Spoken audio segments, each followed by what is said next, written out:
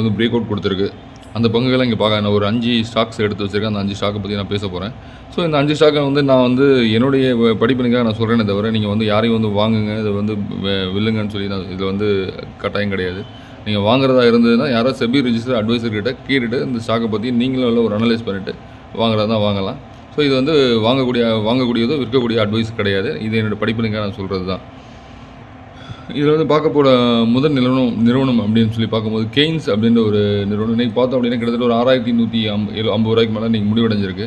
So அதனுடைய height all time high இதெல்லாம் பார்க்கும்போது வந்து கிட்டத்தட்ட இன்றைக்கி ஒரு நல்ல ஒரு பிரேக் அவுட்டாக தெரிஞ்சது. ஸ்டாக்கோட வால்யூம் நல்லா இருக்குது இன்றைக்கி.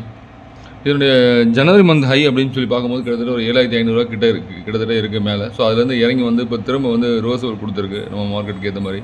இப்போ வந்து ஒரு 6150 கிட்ட இருக்குது. ஸோ இங்கேருந்து ஒரு மாதம் நீங்கள் வாங்கி ஹோல்ட் பண்ணிங்க அப்படின்னா கிட்டத்தட்ட ஒரு 7000 7200 வரைக்கும் போகக்கூடிய வாய்ப்புகள் உண்டு இந்த பங்குக்கு.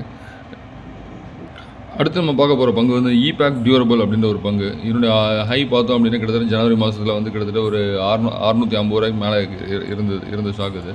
கிட்டத்தட்ட படிப்படியாக குறைஞ்சி வந்து இப்போ வந்து ட்ரேட் ஆகிற இடம் வந்து பார்த்திங்க அப்படின்னா ஒரு 390 ரேஞ்சில் வந்து இன்றைக்கி ட்ரேட் ஆகிட்டு இருக்குது.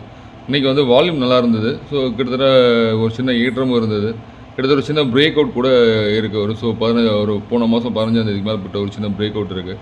மேற்கொண்டு இது வந்து 400 410 ரூபாய்க்கு மேலே போகும்போது ஒரு நகர்வு கொஞ்சம் நல்லாயிருக்கும்.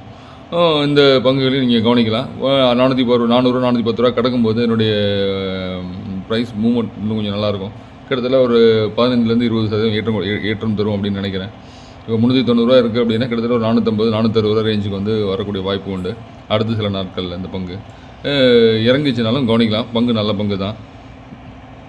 அதுக்கு அடுத்த பங்காக வந்து நம்ம கவனிக்க போகிறது எஸ்பிஎம்எல் இன்ஃப்ரா அப்படின்ற ஒரு பங்கு. ஸோ கண்டினியூஸாக வந்து ஒரு ஏற்றம் இருந்தது. இது வந்து பார்த்தோம் அப்படின்னா போன செப்டம்பர் ஹையை வந்து இப்போ பிரேக் பண்ணியிருக்கு அப்படின்னு சொல்லலாம். வால்யூம் சில நாட்களில் வந்து நல்லா இருக்குது. இப்போ வந்து பார்த்தோம் அப்படின்னா 308 ரூபா ரேஞ்சில் வந்து ட்ரேட் நடந்துகிட்டு இருக்குது இந்த இடத்துல.